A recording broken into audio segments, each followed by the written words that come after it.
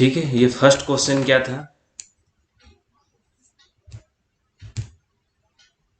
सभी को दिख रहा है अच्छे से?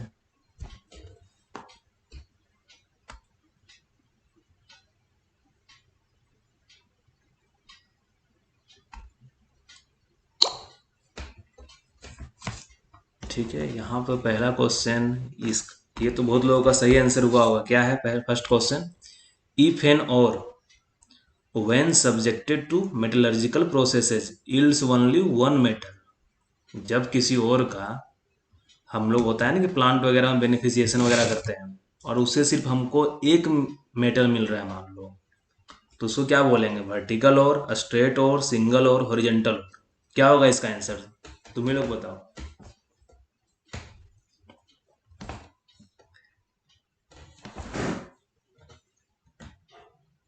स्ट्रेट और।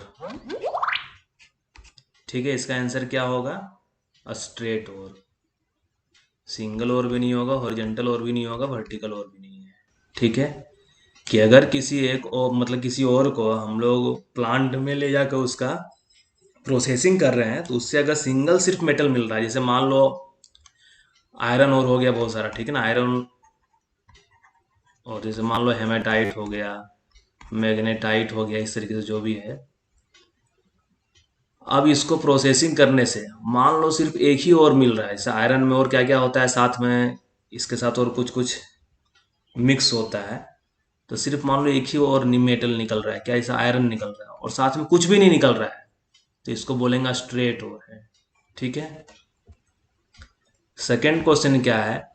Hardness of rock is expressed by. जो रॉक का हार्डनेस है किससे उसको एक्सप्रेस करते हैं? तो हार्डनेस नंबर नहीं है, प्रोटोडायक्नोव स्ट्रेंथ इंडेक्स नहीं है। अब आता है मोर स्केल और मोर स्केल। इसमें देखो सिर्फ आर का डिफरेंस है ना, तो ये मोहर स्केल कुछ दूसरा चीज, ये रॉक मैकेनिक्स में यूज करते हैं, तो यहाँ पे क्या होगा? मोर स्केल ऑफ हार्डनेस। ठीक है,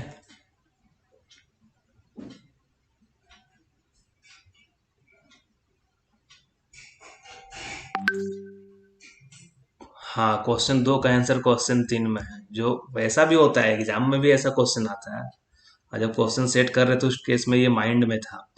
अब क्या होता है कि मोर स्केल के हार्डनेस जो नंबर है उसमें क्या है? एपेटाइट का।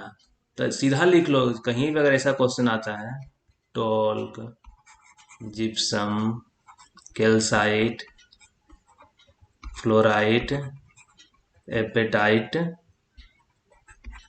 ऑर्थोक्लेज, क्वार्ज, टोपाज,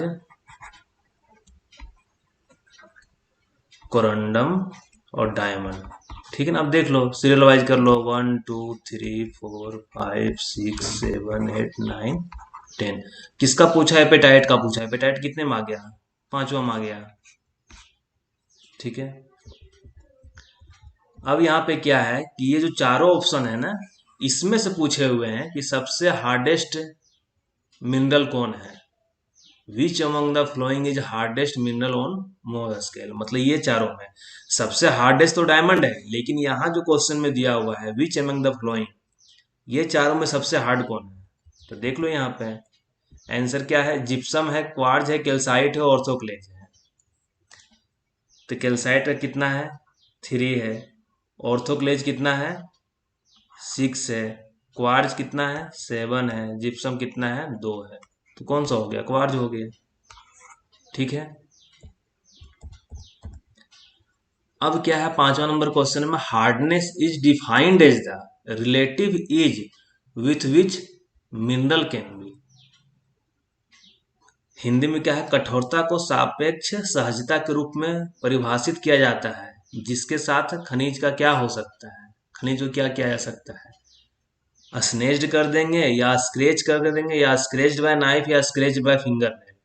तो हार्डनेस क्या होता है कि एक दूसरे को, मतलब जैसे मान लो फर्स्ट में टॉल्क था, सेकेंड में जिप्सम है, थर्ड में कैल्साइट है, तो ऊपर वाला सभी नीचे वाले को स्क्रैच कर सकता है। अगर मान लो कैल्साइट को जिप्सम के ऊपर रगड़ेंगे तो ये जिप्सम में स्क्रैच ला देगा, जिप्सम को टॉल के ऊपर रगड़ेंगे तो स्क्रैच ला देगा, स्क्रैच आ जाएगा। ये नहीं कि टॉक को, अगर टॉक से जिप्सम को सोचेंगे रगड़ने के लिए, नहीं हो पाएगा। क्योंकि टॉप बहुत ज्यादा सॉफ्ट है। और जो सबसे हार्डेस्ट है मान लो डायमंड है, तो डायमंड क्या है कि सभी को स्क्रैच कर सकता है। डायमंड क्या कर सकता है, सभी मिनरल को, अपने से नीचे वाले सभी को स्क्रैच कर सकता है। तो वही यहाँ पे क्या था, सिर्फ स्क्रैच इसका आंसर होगा कि hardness is defined as the relative ease with which mineral can be scratched. अब बाकी होता है कि नाइफ और फिंगर नेल एग्जाम्पल है कि फिंगर नेल का 2.5 होता है, कि मतलब जिप्सम हो गया, टॉर्क हो गया, वो सब इतना सॉफ्ट होता है कि अपना जो नाखून है ना उससे भी उसको स्क्रैच कर सकते हैं। ठीक है, तो ये क्वेश्चन ये था। ये क्वेश्चन कितने लोगों का गलत हुआ था? ये क्वेश्चन कितने लोगों का गलत हुआ था?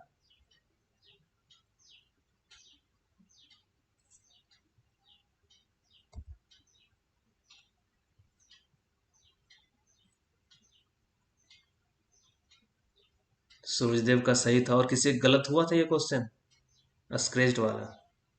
गलत हुआ था प्रभाकर का।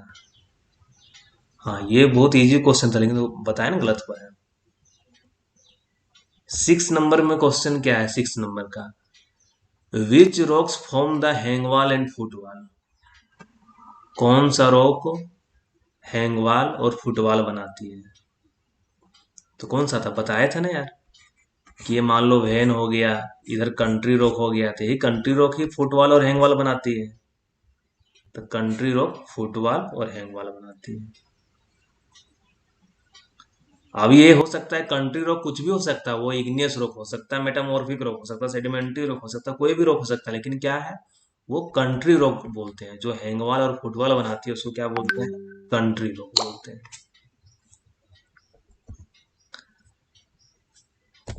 7th नंबर क्वेश्चन क्या है,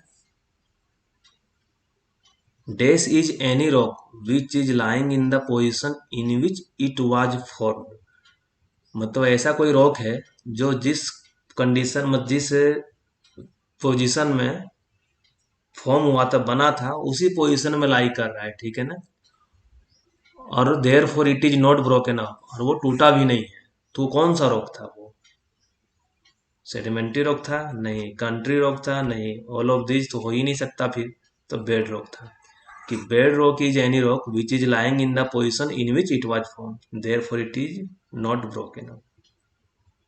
क्वेश्चन बहुत इजी है, देखो 7 में 7वां भी सही हो गया होगा तुम लोग का, है ना।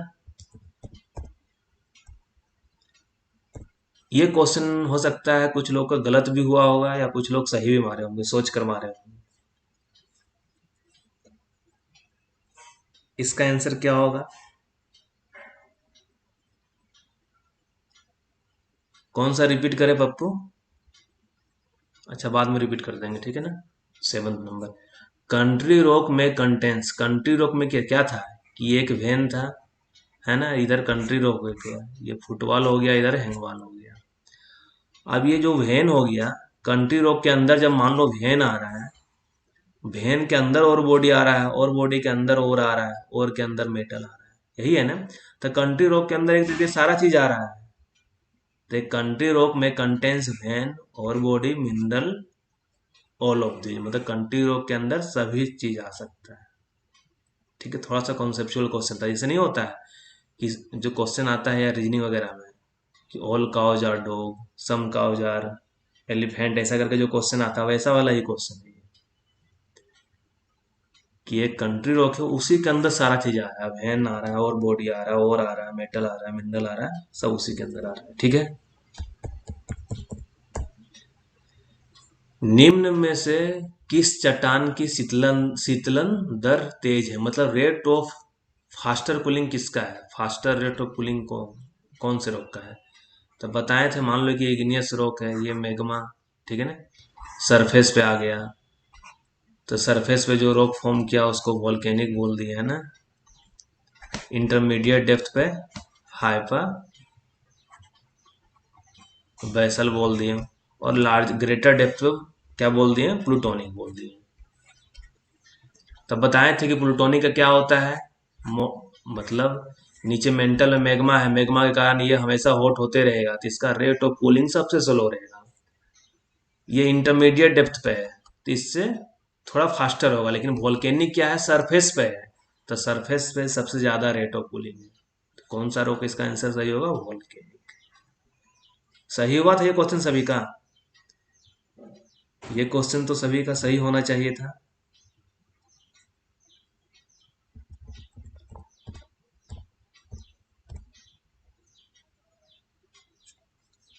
टेंथ नंबर क्वेश्चन क्या है कि मैग्मा में सिलिका का प्रतिशत कितना होता है? तो ये तो इजी क्वेश्चन था, डाटा बेस्ड क्वेश्चन है। तो मैग्मा में सिलिका का प्रतिशत, जो भी इसका आंसर भी बोल रहे हो सही है ना? 35 to 75%। 11th नंबर में सभी लोग देख रहे हो कि नहीं? सभी लोग हो ना? 11th नंबर अभी जो एक्सप्लेन किए हैं, प्लूटोनिक, हाइपरबैसाल और वोल्केनिक, तो यहाँ पे क्या है, कौन सी चट्टान अधिक गहराई पर बनी है? कौन सा रॉक है सबसे अधिक डेप्थ पे फॉर्म हुआ है? तो इसका आंसर क्या हो जाएगा? प्लूटोनिक। ठीक है। 12th नंबर क्वेश्चन में आ जाओ कि silica content of acidic rock, मतलब एसिडिक मतलब सिलिका के कंटेंट के बेसिस पे हम लोग रॉक का क्लासिफिकेशन किए हैं ना। तो अगर सिलिका का परसेंटेज मोर देन 65% है तो वो होता है एसिडिक रॉक। ठीक है। अगर सिलिका का परसेंटेज 55 to 65% है तो वो होता है इंटरमीडिएट रॉक। अगर 45 to 55 है तो ये होता है बेसिक रॉक। और लेस देन 45 है तो ये क्या हो गया? Ultra basic. और इसी के अनुसार था कि silica content of acidic rock कितना हो गया? More than 65%। ठीक है। अब आता है कि बेसाल्ट किस प्रकार की चट्टान है। तो एक तो क्वेश्चन इजी हो गया कि अगर हम सेडिमेंट्री देते तो और कॉम्प्लिकेटेड हो जाता है। यहाँ क्या था? इग्नियस दिए हुए, इग्नियस है कि समझ में आ गया कि हाँ इग्नियस रॉक है बेसाल्ट। अब क्या है कि एसिडिक है, बेसिक है, अल्ट्रा बेसिक है, इंटरमीडिएट है। तो ये जो बेसिक रॉक है ना उसका एग्जाम्पल है ये बसाल्ट। ग्रेनाइट था, एसिडिक था। ग्रेनाइट जो था वो एसिडिक रॉक था, उसमें सिलिका कंटेंट 65 से ज्यादा था। तो ये क्या है? बेसिक रॉक है। तो इग्नियस हो गया और वो बेसिक रॉक है। ये क्वेश्चन हो सकता है कुछ लोगों का गलत हुआ होगा कि कलर ऑफ बायोटाइट माइका, कि जो बायोटाइट माइका होता है उसका कलर कैसा होता है?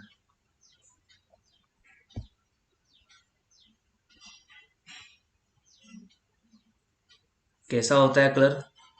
डार्क ग्रीन होता है, ब्राउन होता है, ब्लैक होता है, या ऑल ऑफ द एबव होता है? हाँ मेरे नोट्स में था, ये नोट्स से तो ये बताए हुए थे। तो इसका क्या था कि डार्क ग्रीन भी होता है, ब्राउन भी होता है, ब्लैक भी होता है। ये तीनों में कोई भी कलर हो सकता है, तो इसलिए ऑल ऑफ द एबव इसका आंसर सही था।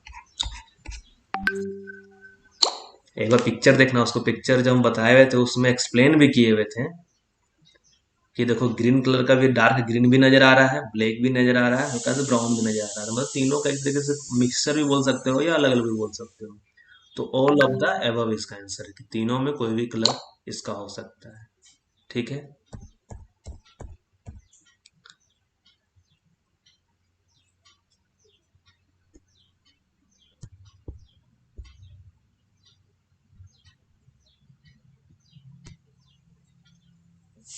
15th नंबर क्वेश्चन देखो क्या है। This is a large igneous rock mass of irregular outline, widening downwards and without known floor। बताए थे ना कि igneous rock, large igneous rock mass है जिसका ये आउटलाइन इरेगुलर है और धीरे धीरे जैसे जैसे डेप्थ पे जा रहा है ये वाइड होते जा रहा है। ऐसा कोई फ्लोर नहीं है ना? कोई फ्लोर नहीं। तो बताया था यहाँ बेथोलिथ होता है, लोपोलिथ, लेकोलिथ।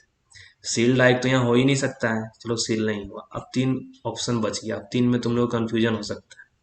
तो एक था कि नॉन फ्लोर होता है, एक था कि विदाउट नॉन फ्लोर। तो यहाँ क्वेश्चन क्या है, विदाउट नॉन फ्लोर। तो क्या हो गया, बेथोलिथ।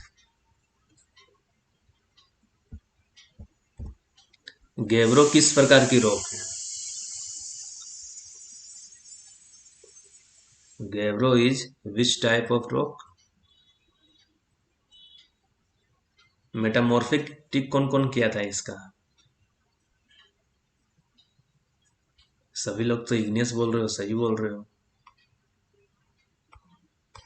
ठीक है। 17 नंबर क्वेश्चन।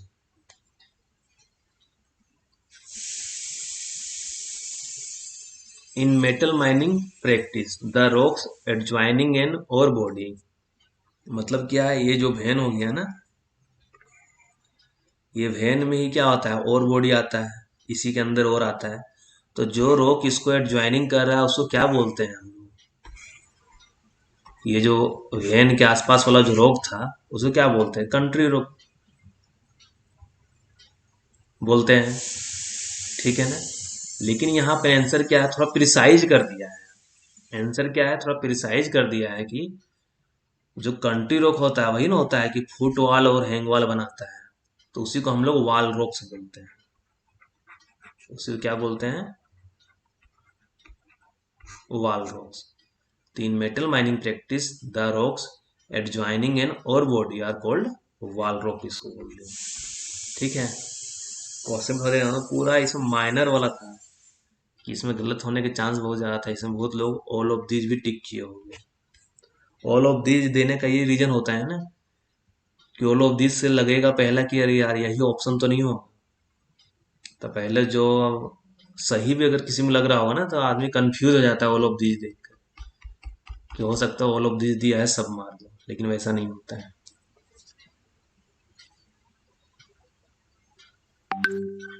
और ये सिंपल सीधा एक लाइन में लिखा हुआ है डीजे देशमुख में, ध्यान देना।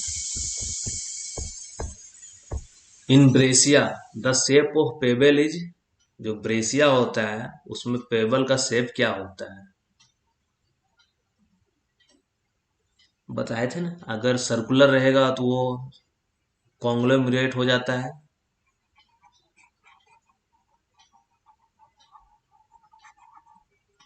और अगर एंगुलर रहा तो ब्रेसिया हो जाता है। और ये कहाँ पाया जाता है, जिस जगह अनकन्फर्मिटी होता है ना। तो अपर वाला सीरीज जो, मान लो इसको ऊपर कोई रोक ये आके डिपॉजिट हुआ है, तो अपर वाले सीरीज के बेस में या नीचे वाला जो लोअर मतलब ओल्डर जो रोक है उसके टॉप में कॉन्ग्लोमरेट मिलता है। हाँ, इसमें सारा आंसर बी है। ठीक है ना, ये जो प्रिंट दिए हुए इसमें सभी का आंसर बी है। ठीक है, इसी को हम लोग सफल करते हैं। तो ब्रेसिया में क्या होता है, शेप ऑफ पेबल्स एंगुलर होता है। ये जब मेटामॉर्फिक रूप पढ़ा रहे थे ना तो वहां पढ़ाए हुए थे कि what do you mean by metamorphose. Metamorphose मतलब होता क्या है? क्या था इसका answer, 19 number. What do you mean by metamorphose?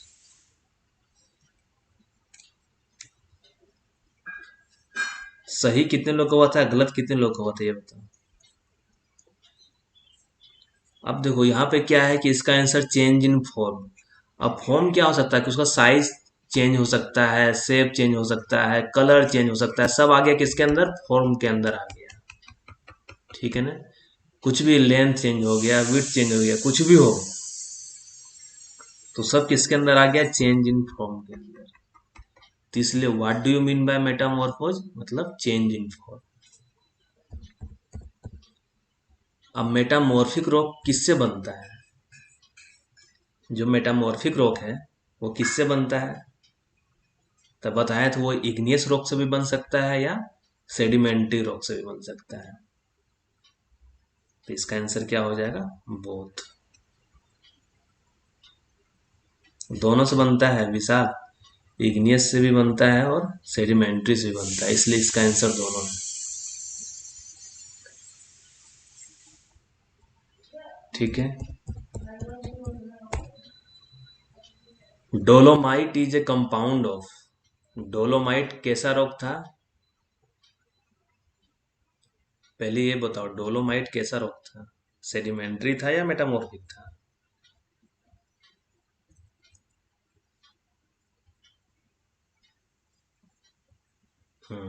वाह राजेश, डोलोमाइट सेडिमेंट्री रॉक था। राजेश का लेकिन कल टेस्ट अच्छा गया है, कॉन्फिडेंस उसका बढ़ गया होगा। अब पूछे थे कि डोलोमाइट किस किस चीज का कंपाउंड है, तो क्या था? कैल्शियम कार्बोनेट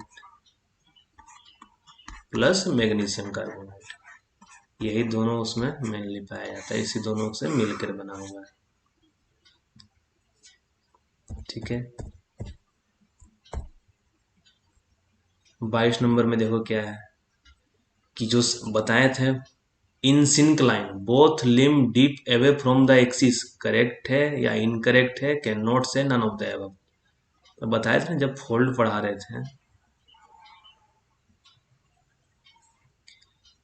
ठीक है, हम लोग क्या बोले, ये एंटीक्लाइन हो गया, ये सिंक्लाइन हो गया। तो बताएं ये दोनों आर्म हैं, ये इसी को दोनों लिम बोल रहे हैं ना, लिम हो गया ये। तो एंटीक्लाइन में क्या होता है कि दोनों limb away from the axis, axis ये है, एक्सिस से दोनों क्या हो रहा है, अवे डिप हो रहा है। लेकिन सिंक्लाइन में क्या हो रहा है, दोनों एक्सिस की ओर जा रहा है ना। तो in syncline both limb dip away from the axis, तो इसका आंसर जो इनकरेक्ट है, इसका जो आंसर है ना इनकरेक्ट है, बी आंसर नहीं है, इसका आंसर इनकरेक्ट है। Both limb dip towards the axis है ना। क्वेश्चन समझ में आ रहा है? क्या क्वेश्चन है?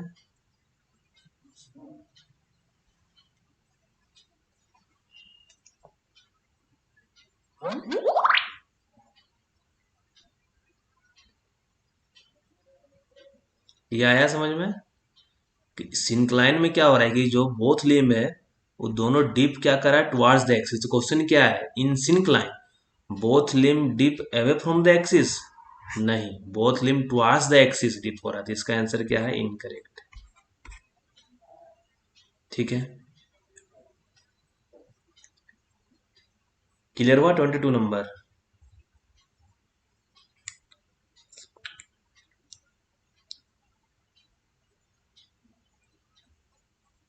क्लियर नहीं हुआ? देखो क्या पूछ रहे, फोल्ड क्लास में लगता तुम नहीं थे। ये लिम बोला जाता है, ठीक है ना, ये लिम हो गया जिसको आर्म बोलते हैं, कि फोल्ड है तो इसका आर्म है, ये लिम है। और ये उसका एक्सिस हो गया। तो इसमें अगर इसका डीप देखेंगे, बताए थे ना कि अगर यहाँ पे कोई चीज रखो तुम, यहाँ पे किधर गिर के जाएगा, वो इधर जाएगा। तो मतलब डीप इसका इधर है। यहाँ पे कोई चीज रखो, वो किधर जाएगा, इधर जाएगा, मतलब डीप इसका इधर है। तो दोनों डिप किधर जा रहा है, जिधर एक्सिस है, एक्सिस को और ही डिप कर रहा है ना। तो यहाँ पे क्या क्वेश्चन है कि dip away from the axis, क्या एक्सिस से दूर भाग रहा है? नहीं। तो यह स्टेटमेंट जो है वो क्या दिया है, गलत दिया हुआ, इनकरेक्ट है। बताया था ना, यहाँ एंटीक्लाइन सिंक्लाइन में कोई चीज रख कर देखो कि यहाँ पे रख रहे हो, इसका एक्सिस ये है, अगर वो इधर आ जाता तो बोलते हैं कि हाँ एक्सिस की ओर जा रहा है, लेकिन यहाँ पे रखेंगे तो किधर जाएगा, नीचे की ओर जाएगा। मतलब क्या, dip away from the axis.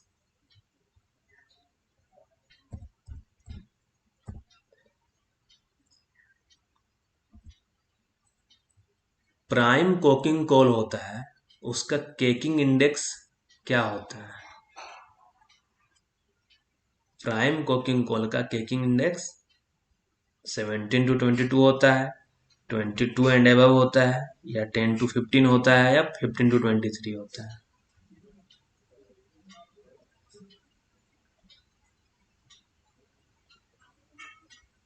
इसका आंसर क्या था, 22 एंड अबव। ये प्राइम मतलब प्राइम कोकिंग कोल हो गया। 17 to 22 क्या था, medium coking, medium coking coal था। अब प्राइम कुकिंग कोल क्या होता है कि ये ऐसा क्वालिटी का कोल है कि जब इसका हम लोग कोक बनाते हैं ना, तो वो सुटेबल रहता है इंडस्ट्रियल, मतलब स्टील इंडस्ट्री में उसको यूज कर सकते हैं। लेकिन मीडियम कुकिंग कोल वगैरह जो होता है, अगर उससे हम लोग कोक बनाते हैं तो स्टील इंडस्ट्री के लिए सुटेबल नहीं होता है। इसलिए हम लोग क्या बताए थे, ब्लेंडेबल कोल पढ़े थे, है ना, कि प्राइम कोकिंग, मीडियम कोकिंग और ब्लेंडेबल कोल तीनों को मिक्स करके एक हम लोग ऐसा कोक बनाते हैं कि वो स्टील इंडस्ट्री के लिए सुटेबल होता है।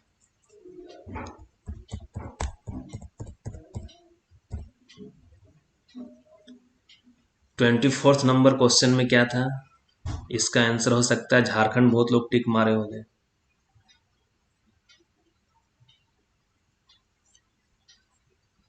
कि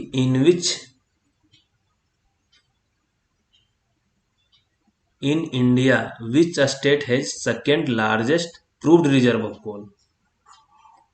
सेकेंड लार्जेस्ट पूछा, फर्स्ट तो झारखंड हो गया, अब सेकेंड में जान रहे थे, कंफ्यूजन हो गया लड़के लोग को कि फर्स्ट सेकेंड थर्ड तो कम से कम रट के रखो, याद करके रखो।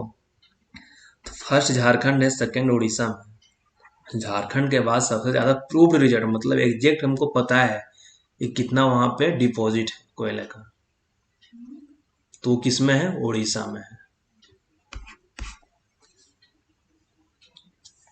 ठीक है, बहुत इजी क्वेश्चन था।